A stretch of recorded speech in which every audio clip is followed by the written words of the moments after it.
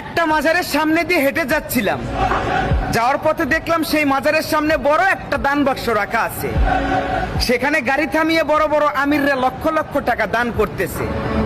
পাশে একটা ক্লিনিক ছিল, সেখানে অসহায় মানুষগুলো টাকার অভাবে চিকিৎসা করতে পারতেছে না, অসুস্থ শরীর নিয়ে মৃত্যুর সাথে পাঞ্জা লড়তেছে।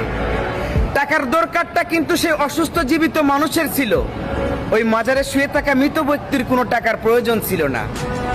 এটা আমার কথা না, রাসূল সাল্লাল্লাহু আলাইহি সাল্লামের নিজের কথা। যে ব্যক্তি মরে কবরে চলে গেছে সে তার নিজেকেই রক্ষা করতে পারে না, আর তুমি তাকে টাকা দান করতেছো তোমাকে সে রক্ষা করবে বলে।